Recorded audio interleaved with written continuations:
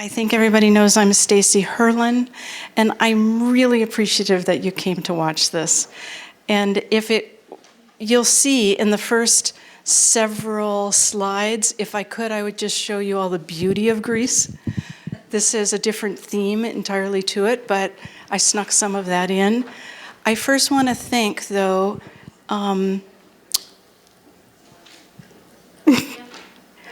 well, first Jason Strong, because he's the one helping with this. Cullen Thomas, who many of you know, not only is he a great tech guy, but he also was volunteering in Greece. And Ben Gar is here, and he is now the one who is operating this place. And look around, it has gotten so many improvements to it. And it's really exciting. It's really, really great. I think this space is going to get a lot of use, especially with the new lighting and the new sound system. So I would like to invite you to expand whatever your thoughts are on the topic of what's going on with the refugee crisis, whatever your thoughts are with regard to the mass movement of humanity on the planet right now. This is not a political talk, but it's very hard for this not to teeter into a political talk. But I will only answer questions that I feel confident that I know the answer to, which is probably like this much. So I just returned 3 weeks ago from Greece. I was there for almost 2.5 months, a little over 2 months. And while I was there, it was a chance for me to follow up and see for myself what is really going on from my perspective after having been involved, as all of you I'm sure know, with the fundraising that we were doing under the name of Lesvos Refugee Project, which, fortunate for me, having started the Art Life Society in 2006 as a 501c3, which is the avenue by which the art walk and a few other things were started. It was a really easy thing that it went from being an arts organization to a humanitarian organization almost overnight. And so I appreciate everyone who's here who has given donations through this last 10 months. It has made a huge difference. And I will point out some of those differences as we go. So wisteria, anybody who knows my yard and knows the wisteria arbor I'm growing, voila, this is why. Every time I go to Greece and I see the wisteria, there's just so much beauty. And this is specifically some photos from Lesvos. Lesvos is a little more north. And because I was there in March, it's still this new spring green. It's very mountainous. And all the spring flowers that were coming in bloom. And the really great food. And there's always, for me, so many churches that I go into. I don't go into churches while church services are going on, but I love going into churches when they're empty. And it's like home for me, whether they are large or whether they're tiny. The tiny ones are everywhere. They're all over every island, every corner of Greece. So, and the last thing that to me makes Greece, which I'm going to see if I can do this.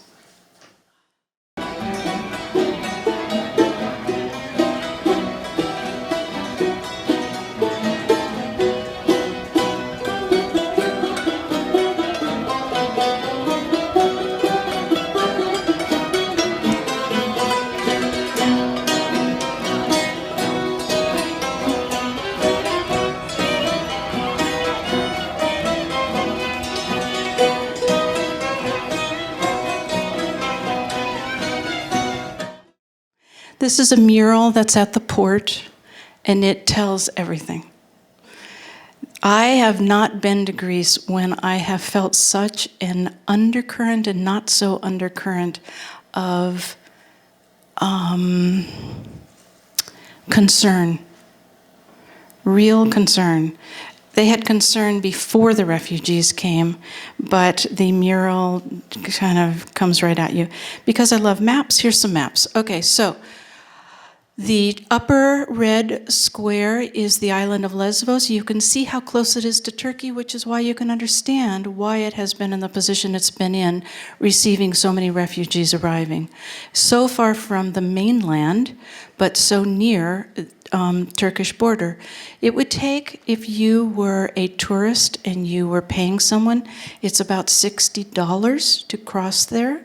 The traffickers had been charging $1,000 to $1,500 per person, but half price if you're children. So the other square indicates there are many refugee camps now that are throughout Greece. There are quite a few around Athens. I was going back and forth quite a bit. Cullen Thomas is going to come up here in a little while, and he will say some of his experience, which was remaining on Lesvos. But I was doing some back and forth a few times. But right now, the next image I'm going to show you is a map, and it is only that very top tip. And starting from this side on your left, Molivos is, and Eftalou is where we were sending, thank you to all of you, when I would get donations starting from last August, I would research and find where in Greece the emergency blankets were, the mylar blankets, some food supplements were, rain gear, sleeping bags, tents. There was more. And so that I would buy them only in Greece so that it would help the Greek economy. They were going only to the Molivos and Eftalou area. Then going farther to your right, Scalas Geminias, which is where I then started focusing because there's a group called Lighthouse Relief Organization. They took their name from the lighthouse farther to the right, and they formed an organization just specifically because of this cause. Actually, there are dozens upon dozens of organizations that came about as a result of this crisis that have been able to point out the transparency that has been lacking in larger NGOs. And that became quite an issue. People want to know where their money goes. They want to know really where it's going, not only where, but when. So Lighthouse Relief is at Scalas Geminias, and that's where I was for part of the time. Then you'll see lower below in purple, there is Karatepe on the left, which is a refugee camp. And there is another Moria detention camp, distinct difference, which I'll explain later. So that is the lay of the land there. So back to the far right, left. This is where the Kempsons are, and some of you may have remembered that I would say the Kempsons this and the Kempsons that. Now that there are not so many refugees coming, there are storehouses now of items. So the Kempsons have all of this in their storage, which is fabulous. They also have all of these wetsuits because they would have so many out helping rescue out at sea when the boat didn't come in completely. But the truth is, nobody, okay, let me back up. In the end of March, the European Union and Turkey made an agreement that is now known as the EU-Turkey deal. Who maybe doesn't know the details of what happened with that deal? Okay, so in just a nutshell, there was an agreement made that basically the EU would give Turkey some privileges. If Turkey would stop turning the other way and not notice these traffickers who are letting and sending so many people across the water, making a fortune. The traffickers were making such a fortune. And everyone can assume it probably could have been stopped fairly easily had Turkey wanted to do that or chosen that as a priority to do that. So it was agreed that if they will stop traffickers, if they will themselves make sure that that doesn't happen, and if they will keep people in Turkey and have it be a safe place for refugees to be, where they have a humane existence in a sustainable refugee camp. In exchange, Europe agreed that they would give them, ding, ding, ding, $6 billion to do this, as well as let Turkey continue the course that it had once upon thought it was on, to have the availability to become European Union members someday. Yeah, guffaw is right. And so, but that was the deal. That was the deal. There were some other smaller things in there, but that's the main ones. There is not one person who was volunteering in Greece or who lives in Greece, I don't know about Turkey, who thought that that was going to hold for very long at all. That very soon, all of this is going to be needed again. So fast forward only 2 months, and boats have been arriving on Lesvos. They have been arriving on the other islands, but those islands have always had people come from Turkey. It's just that it happens kind of quietly, and it's only one boat every so often, and they merge into society and they find their way. It's when it's the mass numbers that it has been startling. So there are boats coming, more than would have been in decades before, but not in the mass numbers, and it behooves all countries involved to not have it be in the news, but it is happening. So this is the Kempsons, and this is the things they have, and it's a matter of what collective politics will conclude. And no matter how many volunteers go and take care of this, in Lebanon, in Jordan, in Greece, in Turkey, in Syria, no matter how many go, this is going to have to take something very big that decides how to shift what's happening that's causing it. Otherwise, it's a lot of Band-Aids. I'm very glad to have been a Band-Aid, but it's a Band-Aid. So now we will go to Skala Skimnia, which is absolutely gorgeous. And it's way more lovely in color than this. Somehow this didn't come through. It's a little tiny harbor. It's a very picturesque harbor. And if you can picture this now, but imagine when there were hundreds and some days thousands of people coming on boats into this little harbor and to the side of this harbor. It's the most picturesque place. I can't encourage you enough to go to it. So this is another view of it. Lovely, lovely, lovely place. The fishermen, unfortunately, they are going to have some visual memories for as long as that PTSD stays, because they would go out to fish, but they would end up bringing in people and all those souls that weren't going to finish their life. It was a lot. My experience, I was staying straight ahead where the lights are right there, and this is the water pretty much just about where your seats are. It was a very strange thing, because when I got there, it was right when the deal had been confirmed, and everyone was in shock.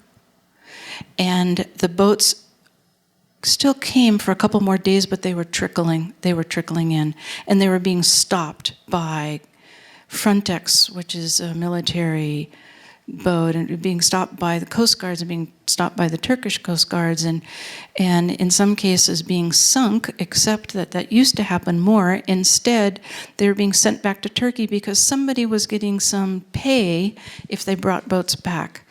So the stillness in this little tiny, tiny village was deafeningly loud. This had been going on, for 9 months, 24/7. People were bringing boats in. They were giving them warm clothes. They were giving them whatever they had. And this is only a village of 200 people. And so there were probably, it took months, but there probably ended up at some point being even 300 volunteers helping. But there were days there would be 1,000 people arrive right here. And that doesn't count if you think of the map. They were coming all along that way. The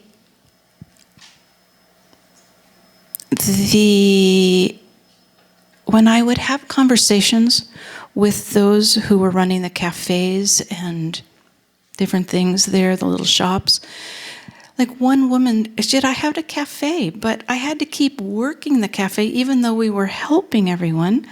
But there would be times when I'd walk out my door and 50 people, 75 people had slept outside my front door. It's pouring rain, but they thought it might help them. She said, I don't have 75 blankets. It just wasn't even possible. They turned their cafe tables into triage tables because no medical facilities had arrived or any NGOs who were medical. So the PTSD that is there, because any of us that would walk into a room that is full of stress, we would feel it.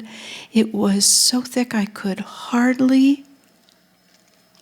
Well, those of you who kept track of me on Facebook, I couldn't write anything for the first 3 weeks. I just couldn't do it. I didn't know how to assimilate what was going on. So straight across from this lovely scene here, which is very peaceful, again, imagine it filled with boats, is now there will be two ways that I use the word camp. This is actually a receiving camp I'm about to show you, not a refugee camp.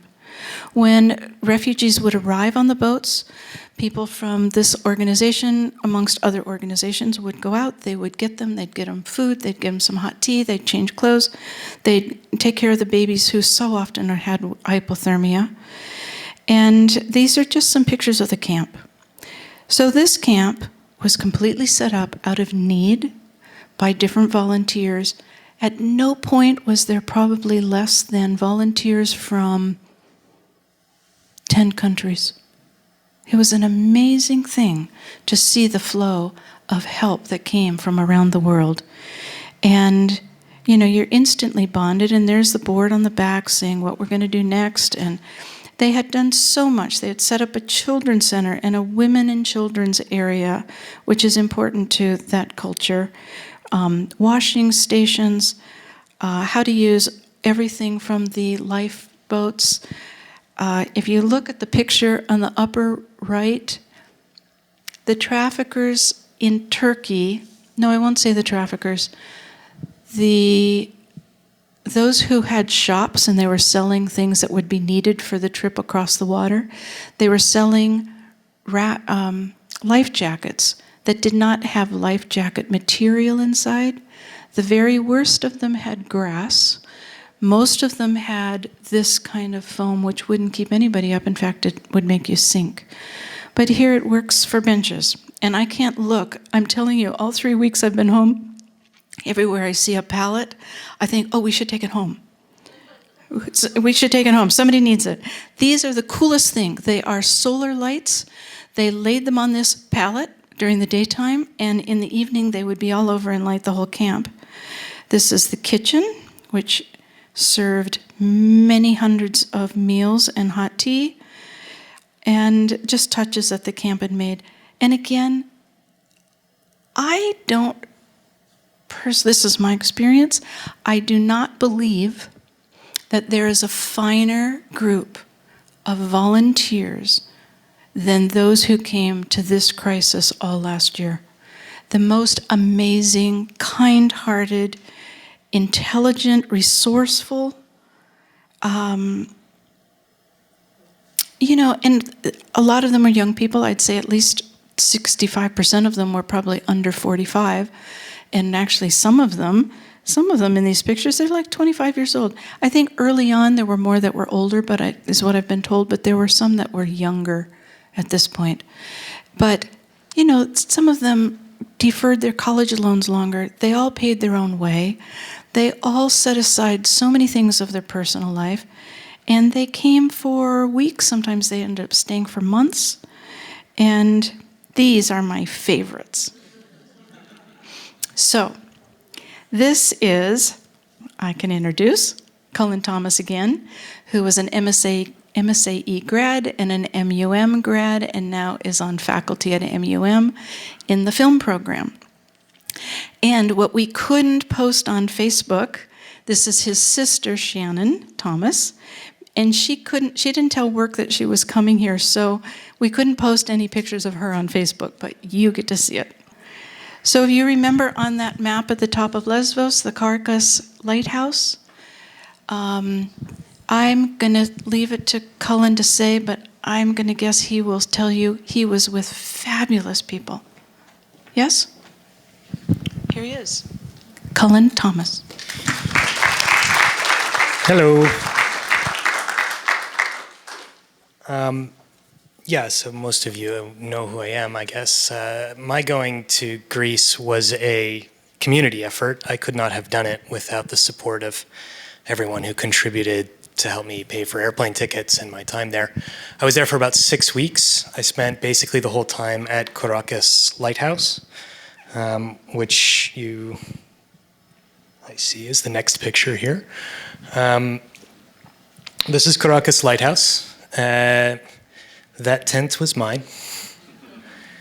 What you can't see is just off the top of the frame is Turkey. It's 5.8 nautical miles, which is roughly 6.5 miles to Turkey from Caracas. And just east of us by about 3 miles was Scala Scamia, the little port village that you were just seeing pictures of. The refugees would come in boats from Turkey, and the distance is very short. Even on a cloudy day, you can usually see across. So it really looked like you could just swim straight over. You wouldn't make it if you tried, but it looked like you could. So it's no wonder that people were taking that route into Europe. It was simple. The purpose of Caracas Lighthouse is to warn that these waters aren't safe, because that's what lighthouses are for. But most of the time, the people in the boats don't know that. Many of them from Afghanistan or Syria had never seen an ocean. They were not aware that lighthouses are a warning and not a welcome. So they would steer for Caracas. And in fact, since I've left, just in the last couple of weeks, there's been boats landing there every other day, practically. So at Caracas, our main job was to try to steer the search and rescue boats out to rendezvous with the refugee boats and tow them into safety so that they wouldn't land at Caracas. If they did land at Caracas, then we would make sure they try to land on that beach to the east, off on the far side there, because that's our safest beach. And if they didn't, which they usually wouldn't, because if they landed at Caracas, it was because we didn't see them coming, so we wouldn't usually have very much time. And then we would make sure that they all got safely up over the rocks and to the landing area, and then we would walk up the road to Point 8, which was another camp, about 0.8 kilometers up the road, where they would be taken on to other camps for more permanent housing. Everything that you see at Caracas was made out of, this is the old lighthouse, circa 1850 or something like that. There used to be a family that lived in the house, and they would climb up that structure and light the oil fire at the top. Sometime in the last 100 years, that fell down. The houses are not occupied, but Doctors Without Borders built roofs inside them so that we could live comfortably. We weren't allowed to stay inside, so we stayed in the tents, but we cooked our meals inside, and we would, if people were hypothermic, they would be warmed up in this one, which had a fireplace and so on. So that was my job. Stacey did wonderful work in camps in Ritsona, and you were in the camp in a few different camps. I didn't really go to the camps because this job at Caracas was fairly difficult and involved. We had to memorize different boats and patrol patterns and radio signals and learn. There was a lot to learn. So they wanted people to do this job for longer periods of time so that they weren't in a constant state of handoff. We were in a constant state of handoff anyway. So I was there for 6 weeks. This picture was taken from our lookout point. So I was sitting right there, looking out at the Aegean Sea and watching for refugee boats and talking to search and rescue teams on the radio. So there's the vehicles there. There were some Spanish firefighters from a group called ERIC in Barcelona, that Catalan. And there's our fireplace and our dining room table. The wetsuits and the rescue gear for the firefighters. Once the firefighters left, I inherited the rescue gear. One of the nice things for me, anyway, was that the firefighters, when we didn't have boats coming in, the firefighters would do rescue training, and so the lighthouse or volunteers like myself who were there got to go through some training. And that's our lookout spot. The guy next to me, I think, is one of the drivers for Médecins Sans Frontières, Doctors Without Borders. They operated the other lookout post on the north of Lesvos, but they only work during the day, and we work 24 hours a day. There are some of the wrecked boats along the shores next to Caracas. Actually, just before I arrived, they had come and cleaned it all, and this all accrued just in the first few days that I was there. There were literally thousands of wrecked boats along the shore. We spent every day for 6 weeks during the day, we'd go down and drag up a few more boats and tear them up and ship them off, and then we never made a dent. There was no difference. While I was there were only 2 landings at Caracas. There were a bunch more in the south, but maintaining the knowledge base for the 6 weeks that I was there was very important. As I said, now they've got one every other day. So then these are some pictures of the beach cleanup crews, which is another project operated by Lighthouse in the north. It used to be lots of organizations. There were 115 non-government organizations working on Lesvos, according to the Doctors Without Borders staff. But many of them left Lesvos after the EU-Turkey arrangement. So Lighthouse was taking over a lot of duties, and because they had some really strong leadership, they were able to become the center of many different volunteer activities, including the beach cleanup crews. This photo was taken for the New York Times. I was just off the edge of the frame on the left. This lady is Isabella. She was the self-styled garbage queen, a professional rock climber who committed herself, I think she's still there actually. Yeah, she's committed herself to cleaning Lesvos, and she's going to stay until it's done. So some more pictures and there's Isabella again. And this is down the hill from Caracas. The guy with the dog is Cameron. Yeah, that boat, they had this idea to take the top off that boat. It was a terrible idea. And this is the rubbish heap that we piled up out in front of Lighthouse refugee camp. So we would load that dinghy, which was a refugee dinghy. My first thing that I did when I was there was patch all the holes in that refugee dinghy, and then we used it for the rest of the 6 weeks to drag garbage away from different beaches. And we'd make these big piles here, and there's a road right behind us where the municipal would come and pick it up. The guys in the red shirts are the ERIC team. As Stacey said, the quality volunteers. For me, there were I guess I could say there are 2 really huge takeaways from this experience, although if I tried to tally everything I'd learned, I would be here all night. For one, ordinary people can volunteer and be helpful. And it's not hard to do. And it's not unsafe either. I'm sure there are probably places in the world you could go where you would be in some kind of danger. People kept asking me, "Are you safe?" and expressing concern about my safety. I was never unsafe. A trip to Baltimore is more unsafe than a trip to Lesvos. The people in the boats are unsafe because there's 60 people in a 30-person boat and no one knows how to pilot the boat. The volunteers are not unsafe. I mean, I suppose there was one lady who fell down and broke her wrist, but that can happen in Iowa. So the first big takeaway for me is that this is easy. This is way easier to do than you think it is. Most people that I met there that were volunteers were only there for 2 or 3 days because they're from Europe and you can pop down to Greece on a 2-hour flight. If you're going from the United States, I would recommend going longer. The longer you go, the better, but any amount of time is possible. It doesn't have to be huge. You don't have to be a professional rock climber to help out.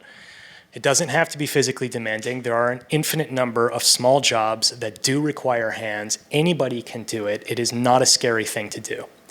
And the people are incredibly helpful and friendly. Everyone is happy that you're there.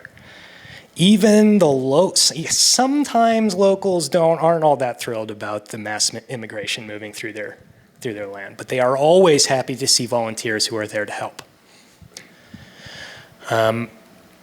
So that was the first big thing. And the second big thing that I learned was that these volunteers are wonderful people, and they're all sacrificing part of their life to go out there and do something to help others, mostly at their own expense. But they are not going to solve this problem. In the big picture, the solutions to this crisis are political. This entire crisis is a failure of compassion on the level of states. Any given country could raise their hand and end this problem tomorrow. So my big takeaways could end this problem tomorrow by accepting people to come and live with you and with us and in peace. The asylum process is long and slow and detailed. Now, that wouldn't fix the Syrian civil war. That's a whole different question. But the humanitarian element of the camps and not having enough food and water and having to cross the ocean in dangerous boats, all of those problems are immediately solvable on the level of national action. So for me, the two big takeaways were, yes, we can do this. Yes, we should do this. I cannot more strongly recommend taking some time, your next vacation, to go. It's beautiful. The food is delicious. And at the end of 2 weeks, you have not just memories of beautiful places, but also a real strong sense of having done something good for someone else.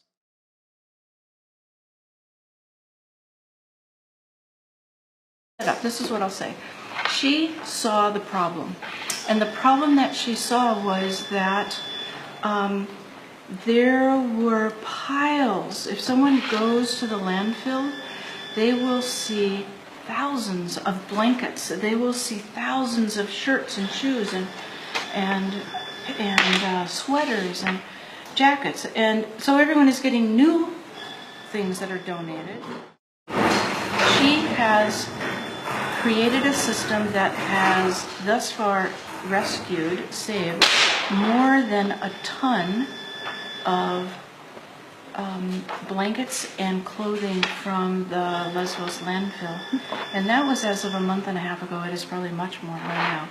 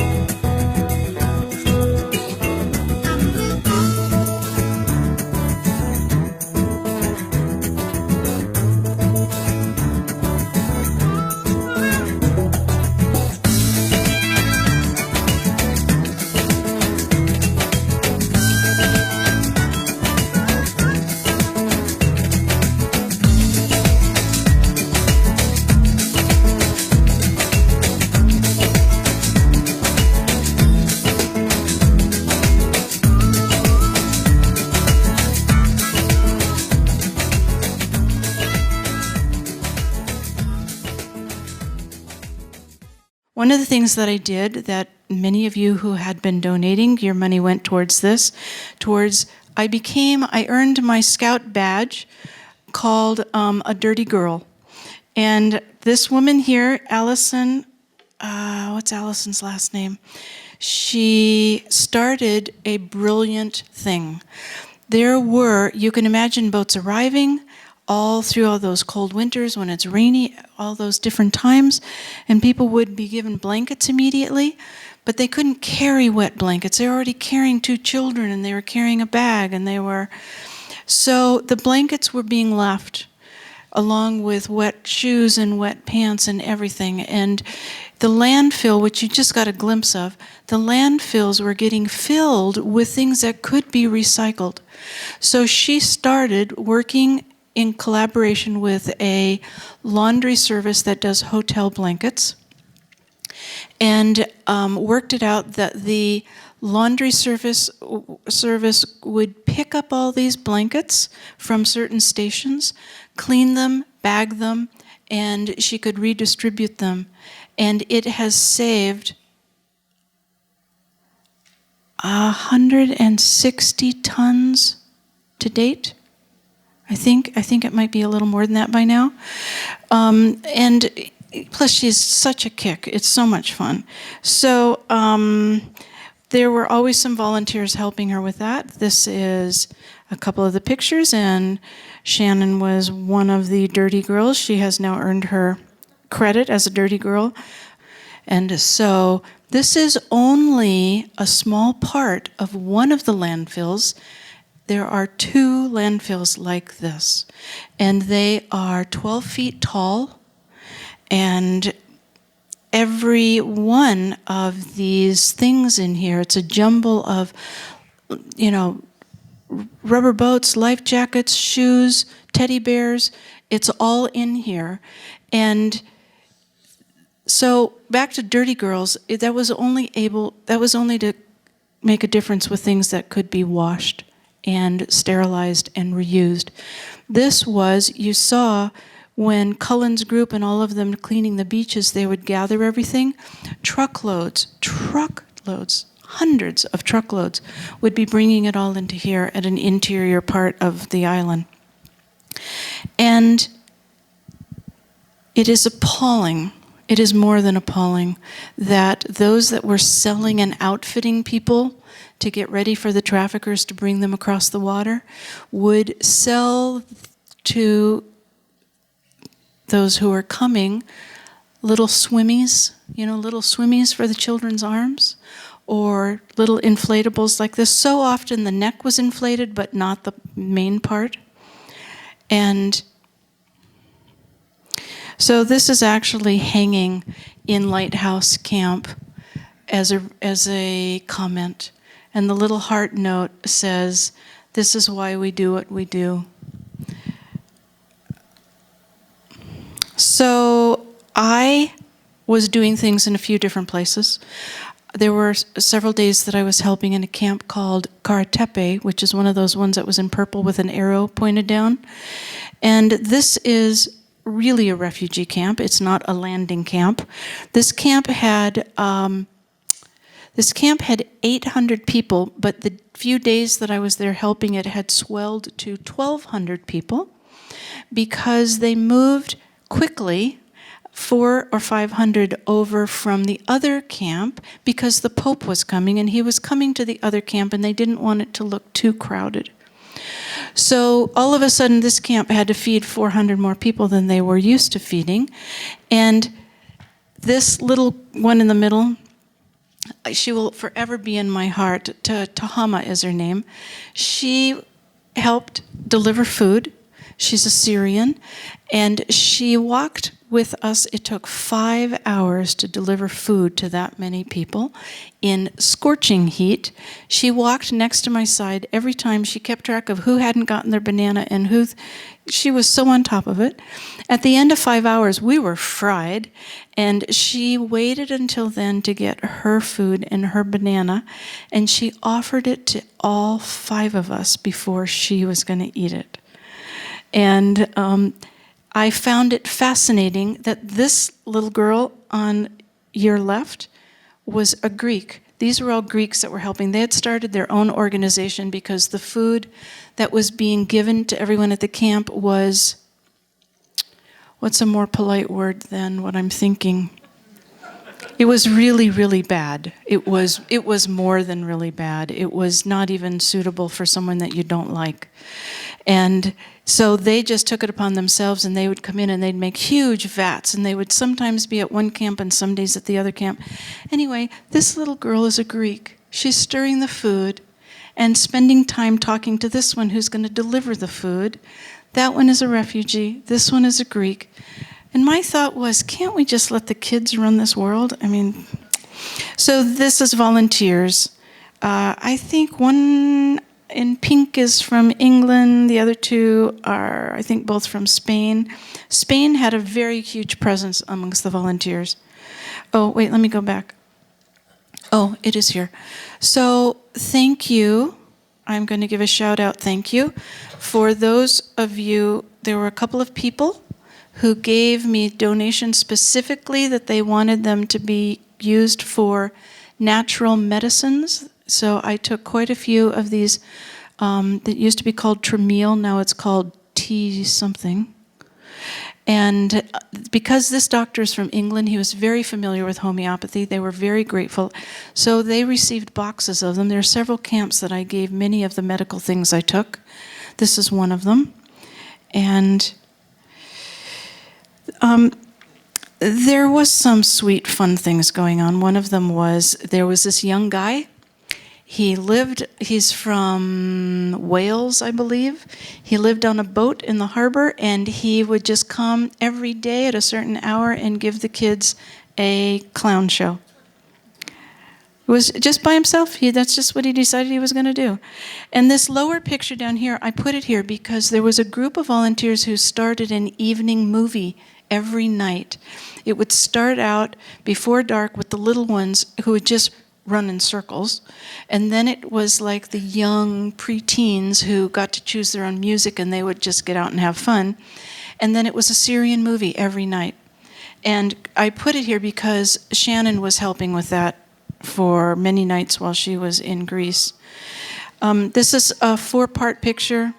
These are, basically this is what the camp looks like. And then the far two on the right were, the word had been that the Pope was also coming here. So everyone, the top picture gives you an idea of the entrance to Karatepe. Keep this picture in mind because I'm going to show you another picture in a minute. This picture is Karatepe. It's an open camp, meaning the residents who live here, as time goes on, they need to start being called residents and not refugees because they're going to be here for a while. These residents can come and go as they please. They can go stay somewhere else for that matter. If someone gives them a house to live in, they can go and stay in that. They're not kept behind barbed wire. They can come and go, but they do know that they have a tent and they will get some food here. And if ever there was going to be some paperwork to fill out, they know that they could do it here. Cameras were all over, all the news crews were here because of the Pope. It turned out the Pope didn't come here, but Ina, a German, and I were amongst them waiting to see if the Pope was coming. So this next picture I'm going to show you because it has a little bit of a story to it.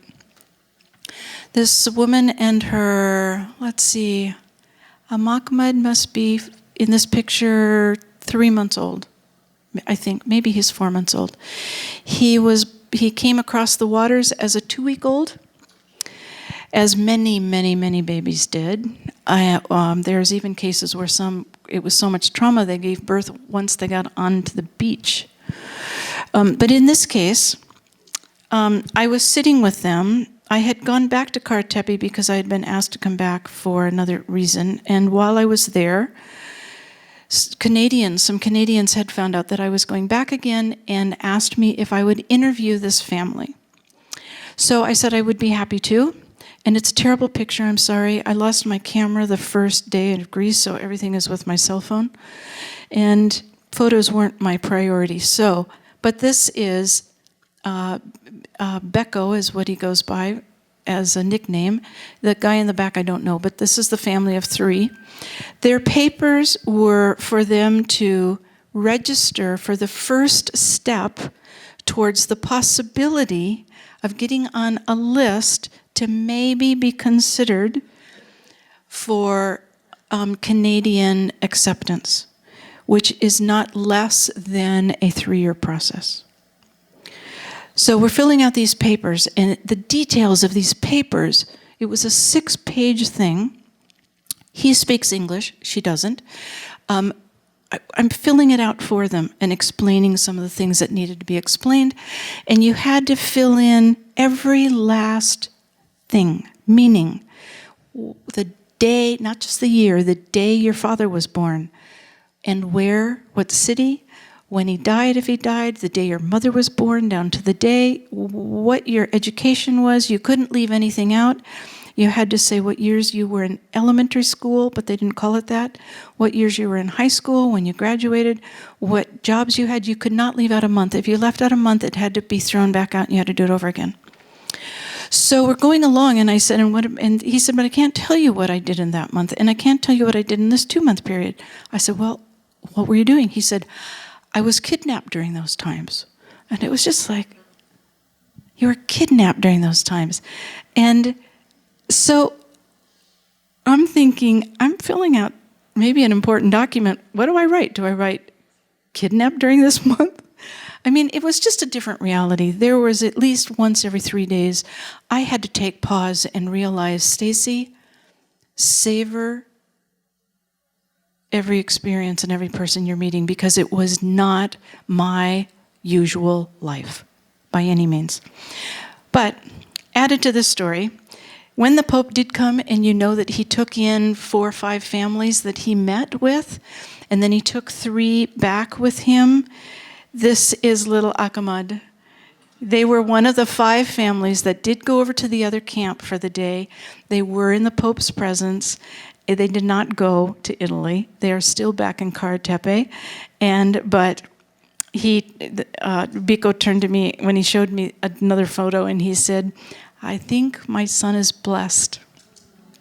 So it was very sweet. This is the contrast. This is Moria. This is a detention camp.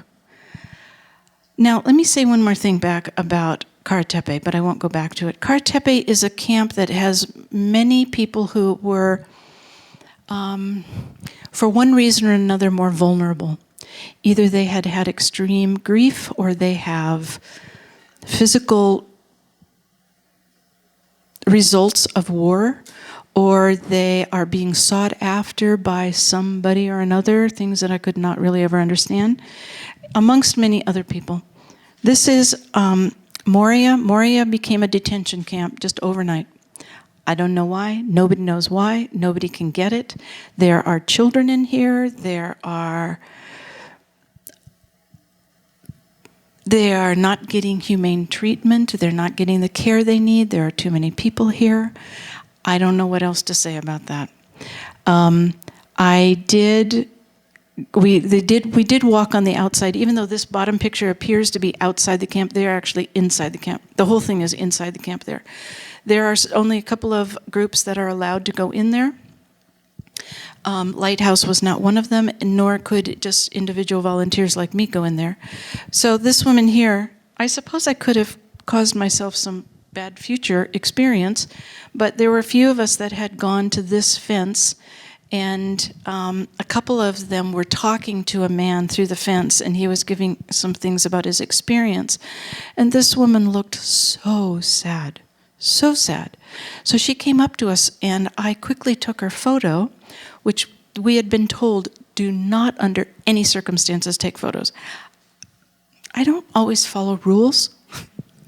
So I was taking photos. I was taking a photo, but then she came up and she was trying so hard to give us her Facebook name, because if we had that, we could have let her family know something. But it was so hard to understand it, so I was trying to videotape it. The police came up. Oh my, was he ever mad. He was mad. We could not, anyway, I had to leave.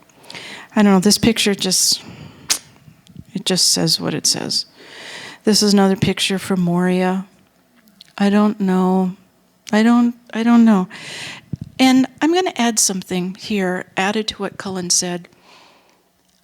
I think I understand many sides of this situation in that I really do understand concern for one's safety in their own countries. I do understand that there is a concern that the countries that are not wanting refugees in, they're concerned about their cultural integrity, they're concerned about safety, they're concerned about the world their children will grow up is maybe not going to be what they thought it would be. They're concerned that unforeseen experiences could happen that could have been kept away from them had the borders not been opened. I think there have to be some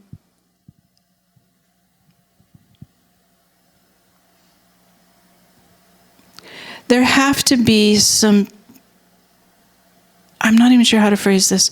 There have to be some systems in place, obviously. The idea of open borders, and all the times you hear that, open the borders, is one end of the pendulum. The other is, don't let anybody in. There are so many places along that line that can be considered that would be a viable way for the world to approach this. There are many more that are waiting to come through to countries that will give them a safe place. There also will need, as time goes on, to be a distinction between those who are leaving war because they had to, and those who are wanting a better life. I want everybody to have a better life, but it could be that the world is maxed out, even trying to figure out how to take care of those who are leaving war. So I get it. Even amongst my friends, there are those who can't actually even talk to me about this because they might be thinking differently than I do. I'm going to lean more in the direction of loving those that I have spent so much time with in the last 2 months. But I do understand the fragileness of what the world is facing right now. And it is really on the level of governments and who we vote into our governments worldwide that are really the ones that make the decision. On the level of consciousness, yes, let's figure out what we need to do to influence large numbers. But it's not to take the place of actual on-the-ground activity and choices that need to be made, instead of what seems to be going on now of indecision and uncertainty, which is leading to everyone being fairly paralyzed. And that's not going to solve it. So this is, I could have gotten in big trouble for this one too, but I'm going to play this. In Farsi, no. But you can wave.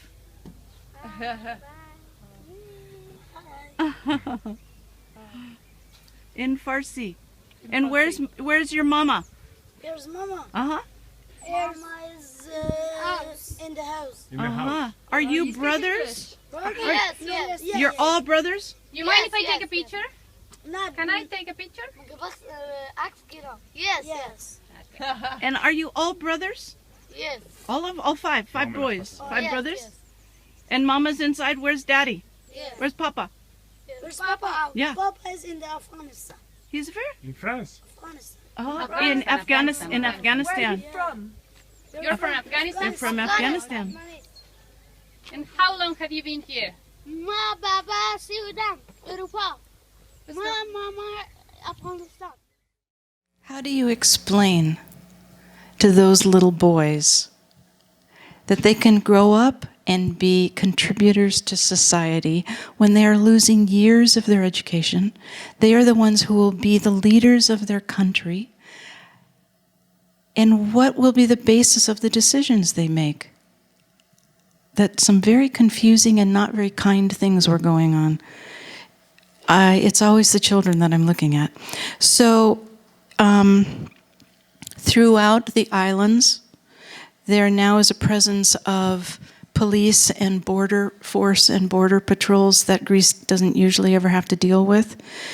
And I had the opportunity to talk with a man who was the speaker of an organization, but I didn't quite know what it was, and I pulled him aside. He was staying where I was staying, and he was very hesitant to give me an answer, but he did, and he was part of this group called, oh boy, I do know the name. Anyway, they are the ones who brokered the EU-Turkey deal, which nobody has a good taste in their mouth about. So I didn't know what to say to him when he said that, because he said it very kind of hesitantly. And I said, oh, this is what it is. European Asylum Support Office is what they are. So I asked him, so does your organization think it's working? And this was his answer. Nobody right now has an answer for how to solve this. That was straight from the horse's mouth. And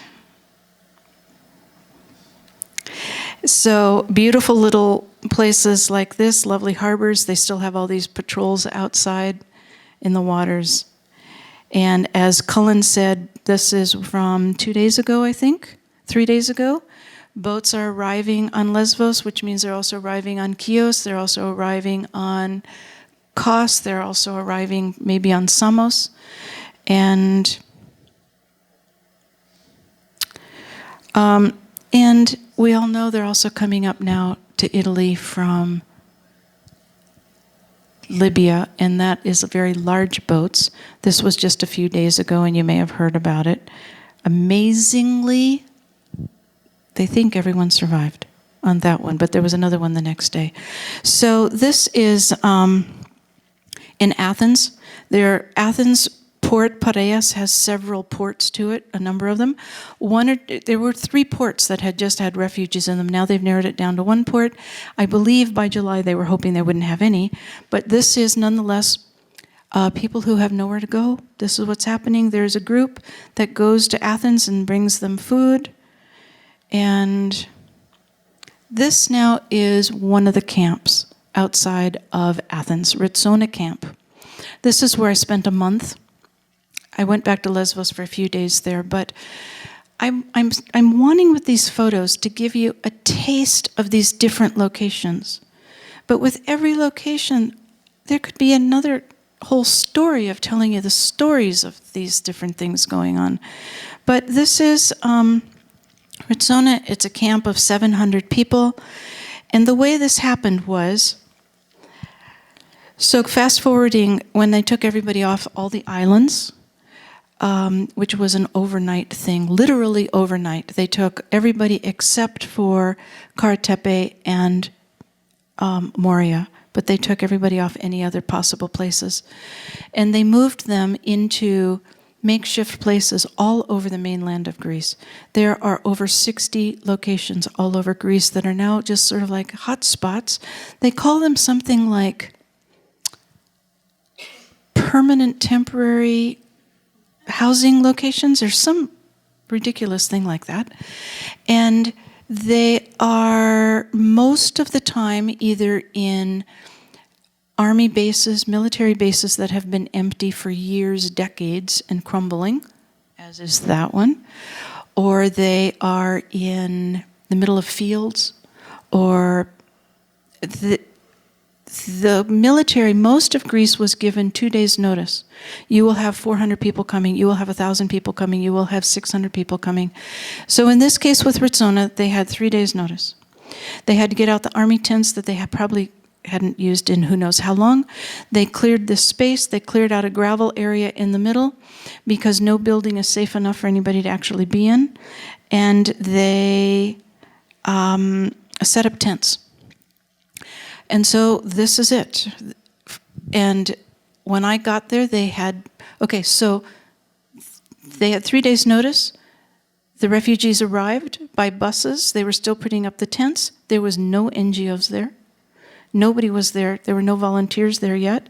The volunteers didn't arrive until 3 days later. And there's only, Red Cross is the only other organization there besides 2 or 3 other smaller organizations. They had no time. And if you can imagine that all of Greece is having such a financial issue going on, and then they have these challenges, they are so maxed out. They are just so very maxed out. So I'm just going to go through a few quick pictures here. They do have one table that has electricity, otherwise there's no electricity. This is the toilets. There are 40 toilets for 700 people. They are not separated by men and women. It's just outhouses. There is, let me go back. There is that water faucet for that many people to wash whatever they're going to wash. There is no running water. This is actually tubes coming from a big tank that they fill every few days from above. It's not drinkable. They give everybody one large bottle of drinking water per day. And this has been going on now for 4 months. When I left, no one yet had come to give them any beginning pre-registration for asylum. Even when I had arrived there, they hadn't even counted how many people there were. So this is, but they make progress. They do make progress. So this is the activity board saying when the children's classes are, when the English lessons are, when there's yoga classes, when there's different things going on. This is one of the colonels of the army, and this is kids at play, and here's a few photos. The tents are back-to-back, very creative ways of doing things.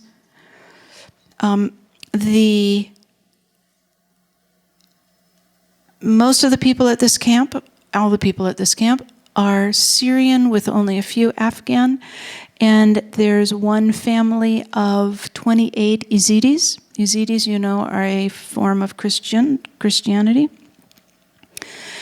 Interestingly, it was these Yazidis who were always playing music. They were always doing things together, and they were literally all one family, 28 of them. And this is, you know, they got very creative in how to make them give themselves some living space. And they started doing a lot of cooking of their own because the food was so bad. This is men in what they call the little barber shop, where they started taking care of themselves. Once they realized that they were seeing the writing on the wall, many of them know that they're going to be in Greece, if not forever, for a very long time. There are 72,000 refugees in Greece right now. My guess isn't worth anything, but I'm going to guess that over half of them will end up becoming Greek residents. Very few are leaving. One of the many tricky things is the earlier boats that came with traffickers, it was usually that there was just enough money for part of the family to go. So usually that meant the father and maybe some of the older sons. If you were having rebels coming and saying, after maybe they already took one of your sons, if they were coming for the other ones, you would get out of there really fast. So there are numerous, hundreds of situations where part of the family went months ago. So they're now in Sweden, or they're in Germany, or wherever they got to. And then there was enough money gathered up that the rest of the family, usually the mom and younger children, they came later. They came after the borders were closed. The borders closed almost all within the same 2 weeks. And the final capper was Macedonia, which is not part of the EU. And when they closed their borders, they didn't have to account to anybody. They can do what they want.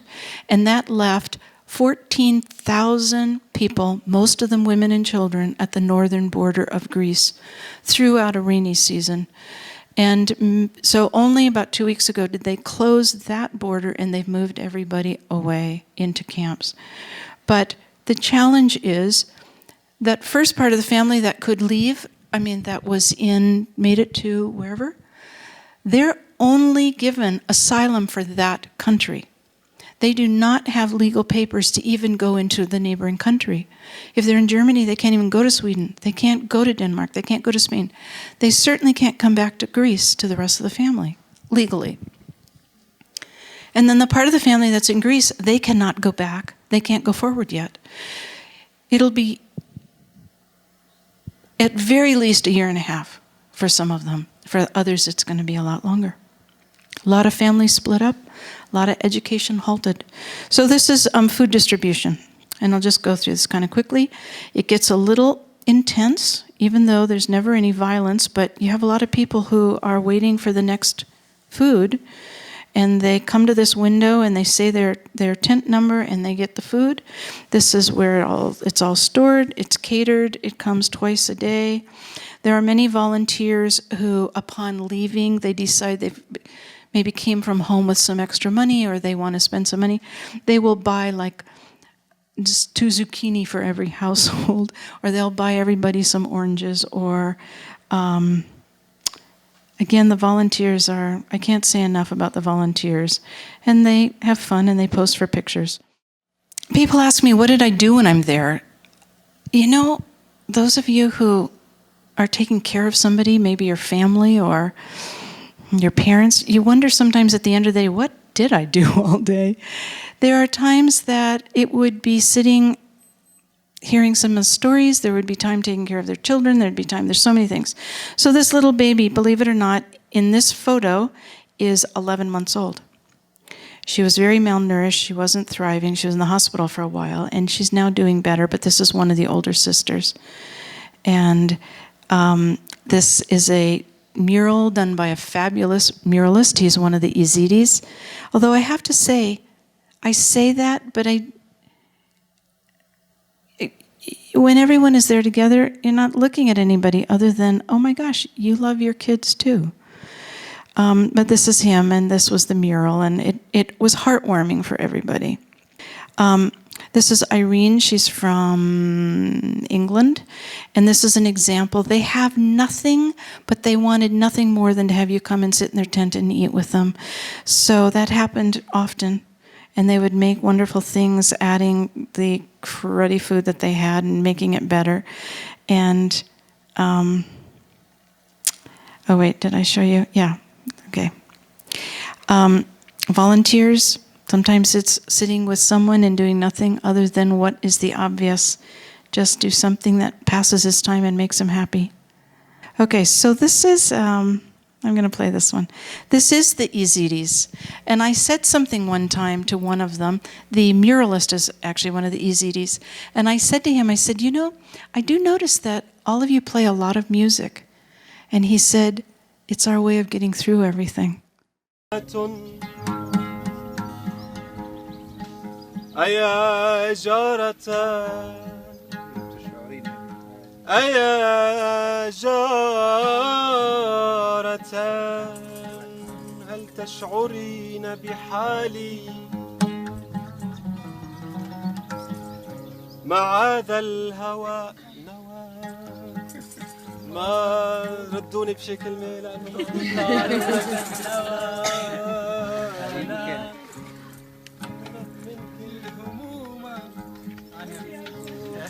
قل لي يا حلو من الرجاء قل لي يا حلو من الرجاء انجرح قلبي من عذابك هذا انجرح قلبي من عذابك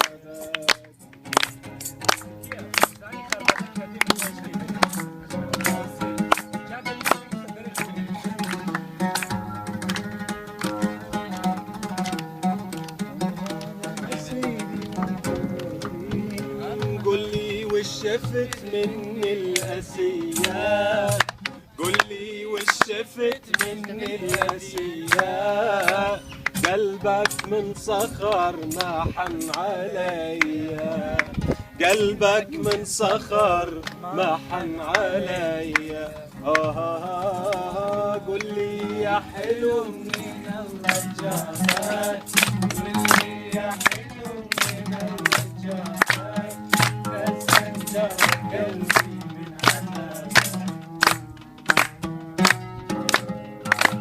وحافظين المشكلة بس شكرا للمشاركة. Lots of children, lots of children, lots of children, lots of children. This bottom picture on the right, they stood in line, a very long line, because volunteers had just given each one of them a little hygiene kit that had their own toothpaste and their own toothbrush and a comb and a brush and nail clippers, and they carried those around like they were gold. these are all lighthouse relief photos. They have a school going and a little schoolyard, and I don't know how it could be possible to catch up on the education that they have not had. This camp was a 20-minute drive from the closest town. It was in the middle of nowhere, industrial. And yet some of the teenage boys, they would walk anyway because that's where the beach was if you wanted to go. So they would take 2.5 hours in the morning to walk, and then they would pick up some groceries or something if they had money for the family, and then they would head back in the heat of the late afternoon. So all of us were always picking up people all the time. People wanted to go to town to buy things and come back and whatever. So there were all these guys, and I picked up 3 of the 5. I said, I can only take 3 of you this time. And they could have been my kids. They could have been my kids. All 3 of them were 17. They met in the camp. They were all from Syria, and they all had to stop their education 1.5 years ago because all 3 of them from different schools said we had to stop because our school was bombed. And there are so many young people who have to stop their education. They're in their 3rd year of dental school. What are they going to do? If they stay in Greece, they're going to have to start all over again. If they get to whatever country, they have to start all over again. Their education, it's a mess. It's really a mess. And you have all the young children who if they even had the frame of mind to think, they're having a hard time. So the women had only this one cooking place for 700 people who wanted to cook. And here they're inviting me to taste it. And I loved all these women. I just loved them. But they did start getting more creative. These are really resourceful, creative people. These are doctors. These are architects. These are yoga teachers. These are teachers. These are hairdressers. These are 5-star chefs. I mean, amazing things. So they got very resourceful in coming up with their own ways to cook if ever they got a hold of food. Really great things. And this one on the right is actually a water cooler. Inside is a big plastic container. He built mud all around it and a top spout that they pour the water in, and it stays cool until they take it out of the spigot. I mean, brilliant. And these are the 2 guys that created these, and Talal and his brother. He's the 5-star chef on the right. And wonderful people, just absolutely wonderful people. Again, I brought Dirty Girls to Ritsona, and it was a little bit like, was there enough fishes and loaves to make this work? But it was a little chaotic. But we brought 700 blankets and took 700 away so they could be recycled, and they'll probably do that periodically. There was a little one who, I told this group of children, I need some kids with muscles. And she said, I can do it. And so it was pretty cute. And this is some of my little helpers, and as a thank you, they each got an orange, and they were so grateful. So many of you, another thing, in addition to what I've said before of having donated money, we have now distributed 24,000 of these sesame bars. Thank you to anyone who's sitting here who has contributed. It has made so many people happy. These sesame bars are filled with calcium, protein, and energy. And so for the day that we do this passed around, everybody is happily eating their sesame bars. Volunteers again. They're just the children, when they're not driving you crazy because they have such a need for attention, it's the sweetest thing. Volunteers from 1, 2, 3, 4, 5. There are 7 countries there. And again, once in a while, maybe once every week, everybody would set aside time to go out for dinner at like 11 at night, because that's when everybody would be home. You just do whatever. You hold a child, you hug someone who just found out some bad news from home. You volunteers. Saying goodbye, all the volunteers saying goodbye is not an easy thing for anybody. So they did start a soccer league, And it brought so much morale to everybody. They created 9 teams, different volunteers bought teams their T-shirts, and they played until they had a playoff and the final ones. And the team that won, they held up their one buddy who's in a wheelchair, but they got him a shirt anyway. And it was very sweet.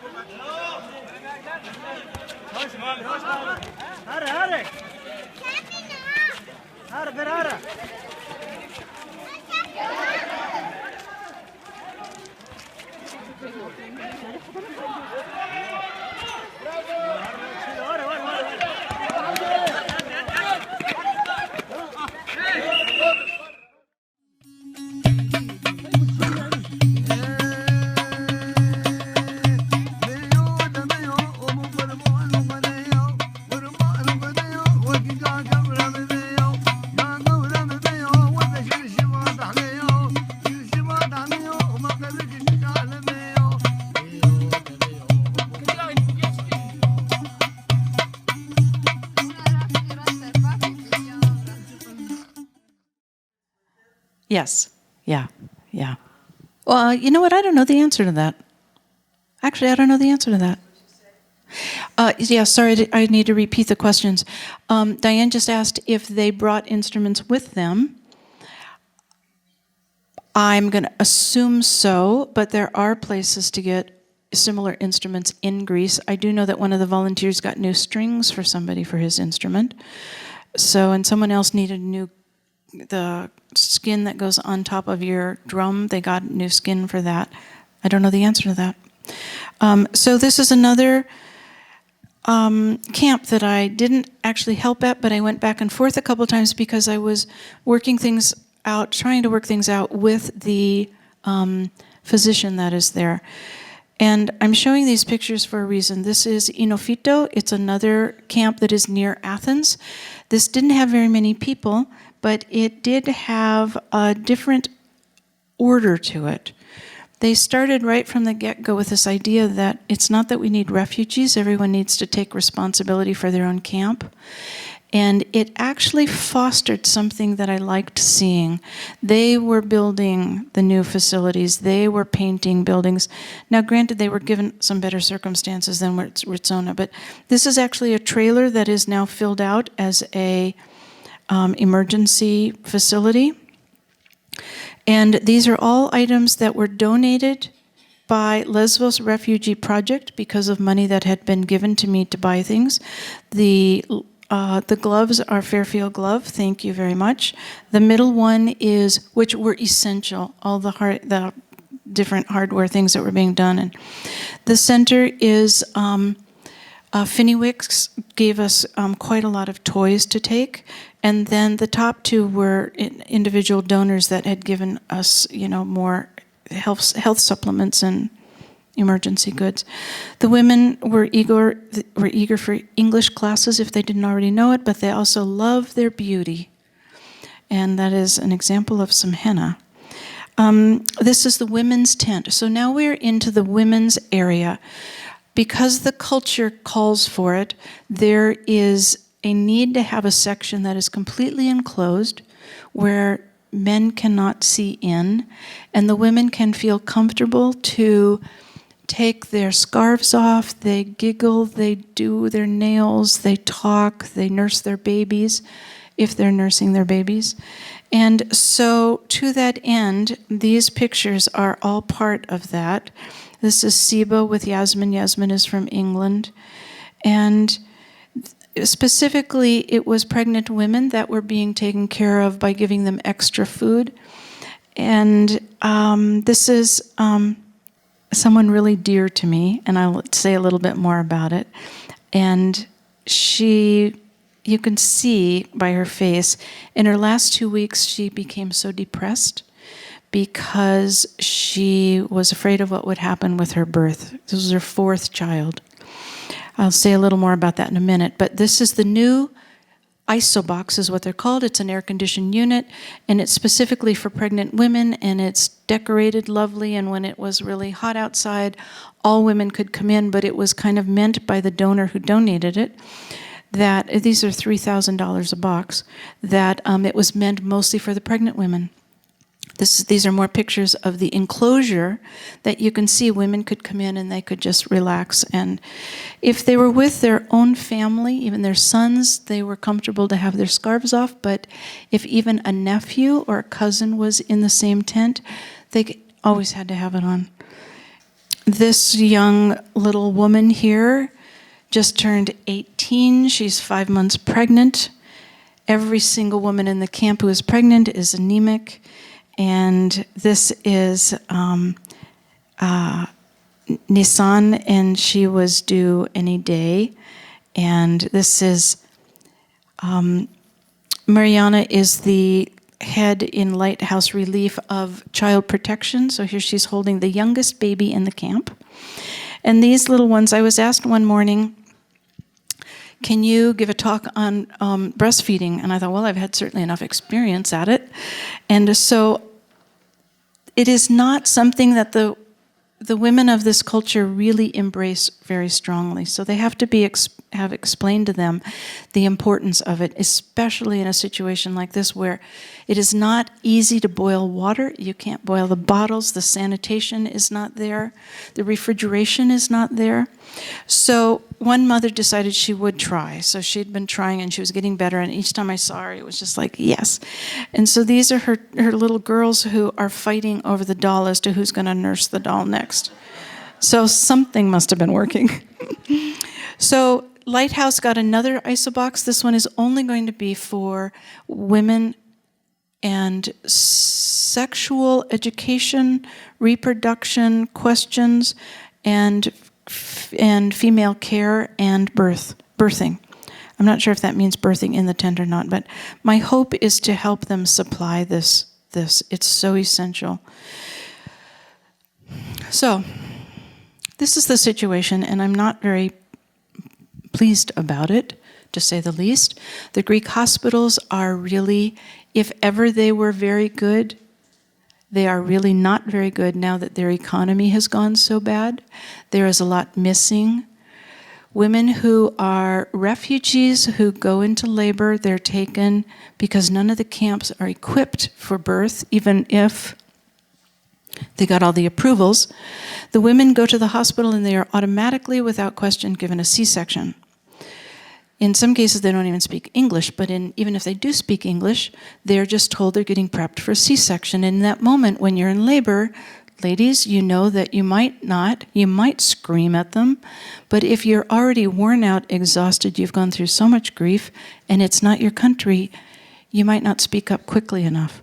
So,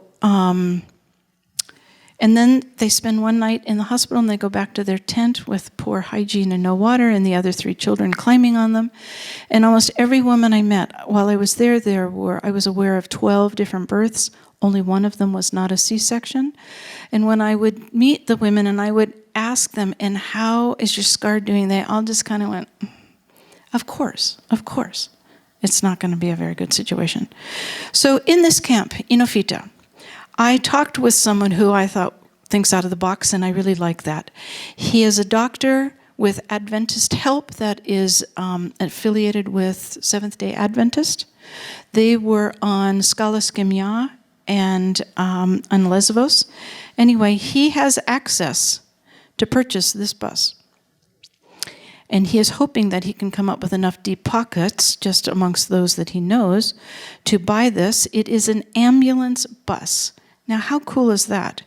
The idea would be that it can go, all of these camps around Athens are within 20 minutes to 45 minutes of each other. It could go around. It could stay in one place, and women could be brought for appointments.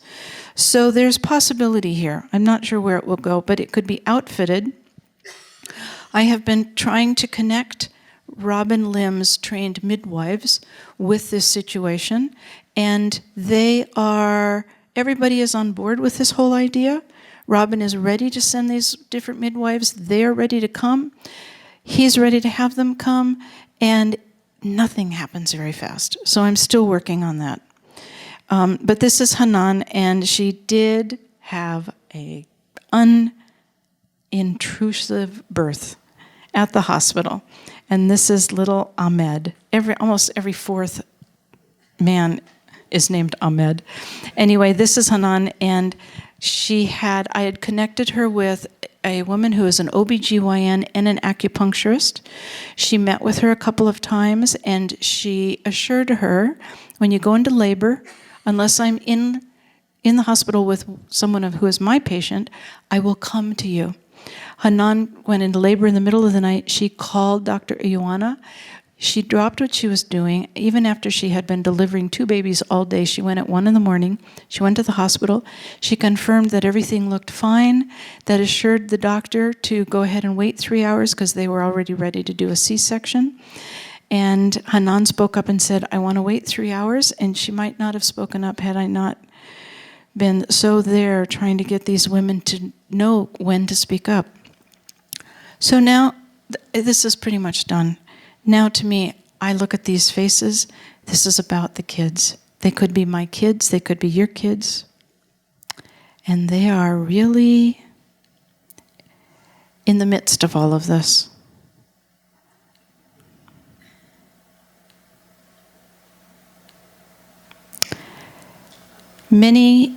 Most of these children have seen more in their little life than they've seen a lot.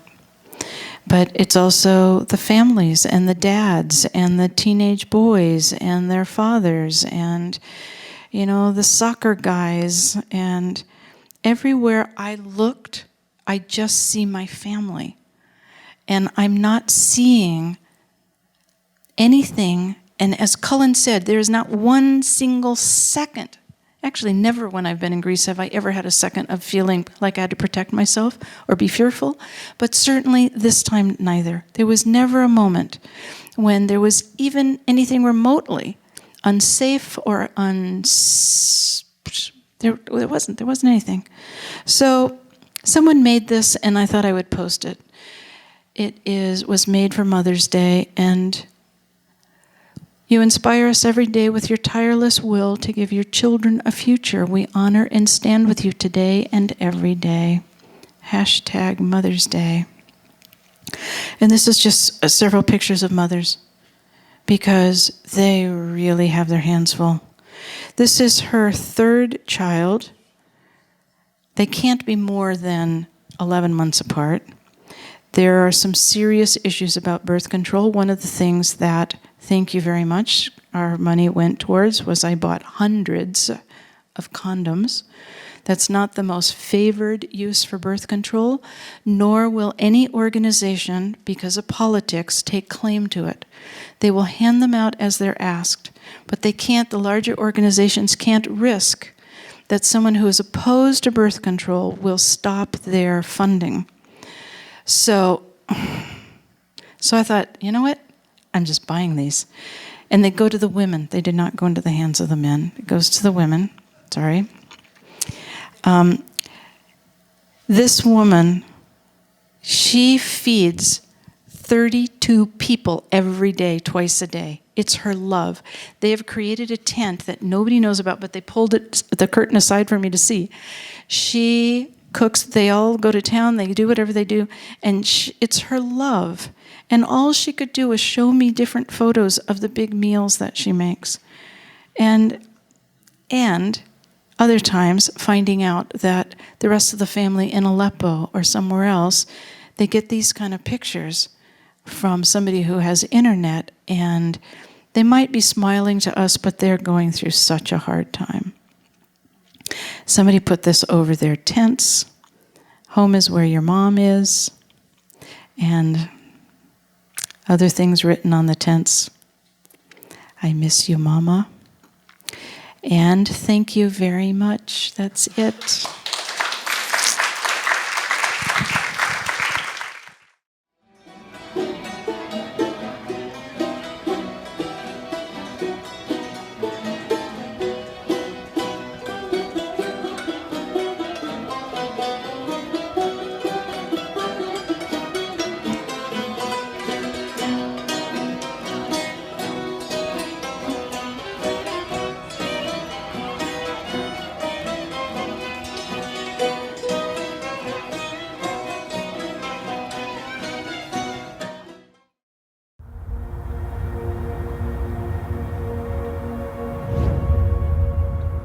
I'm proud to be English. My family have served and we've defended this country and we've been to war for this country. I'm really patriotic about Bangladesh. Well, I am 100% Icelandic, yeah, definitely. This is a Kurdish wedding with my mom in the traditional Kurdish clothes. We're just proud black, so that's it. Yeah, I think we are probably the best country in the world, if I'm honest. Think about other countries and other nationalities in the world. Are there any that you don't feel you get on with well or you won't like particularly? Germany.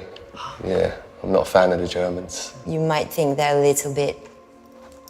Particularly India and Pakistan, probably, because of the whole, the conflict. Because I have this side of me that's like, that hates Turkish people. Not people, but the government. But French? No. We're just the best, it's just fact. I'm more important than you. I don't know you, but in my opinion, I am strong and I am more important than a lot of people. How would you feel about taking a journey based on your DNA?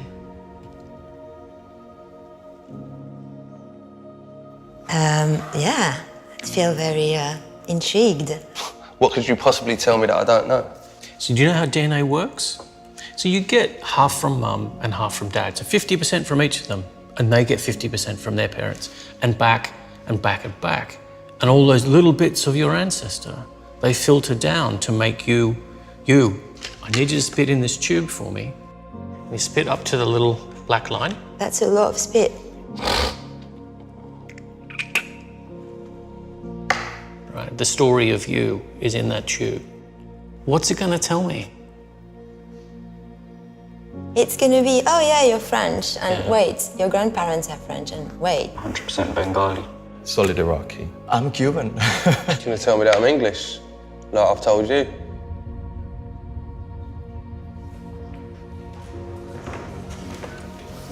Jay, can you come down and join us? I'm a little bit nervous, I have to say. So you ready to find out your results? Will you read it out to us, please? Wow, look at me.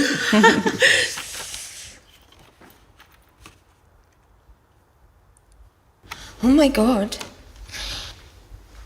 Oh, wow. Shit, I didn't expect that. All of them. Whoa!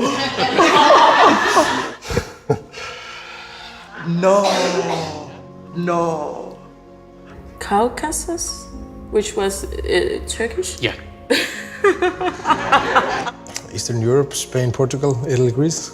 I'm 32% British. What? Great Britain, 30%. Can we 5% German? I'm Irish. Yeah. So I'm a Muslim Jew. Great Britain, 11%. Are you sure these results are mine? Eastern Europe? Iceland has definitely moved closer to Europe now. I'm gonna go a bit far right now, but this should be compulsory. There would be no such thing as extremism in the world if people knew their heritage like that. Who would be stupid enough to think of such thing as a pure race? In a way, we're all kind of cousins, in a broad sense. In a much more direct sense, you have a cousin in this room. Turn around and guess who it is.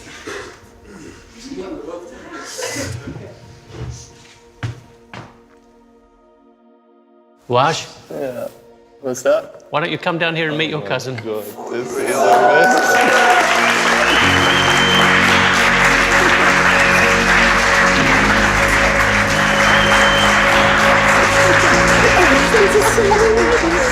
Did you know that? I didn't know I did. This is my heart's pounding right now, I swear to God. We met. I'm Jay from everywhere by the reason of this. I'm a real man of the world. Wow, that's beautiful. Thank you. So would you like to travel to all of these places? Yeah. Oh yeah.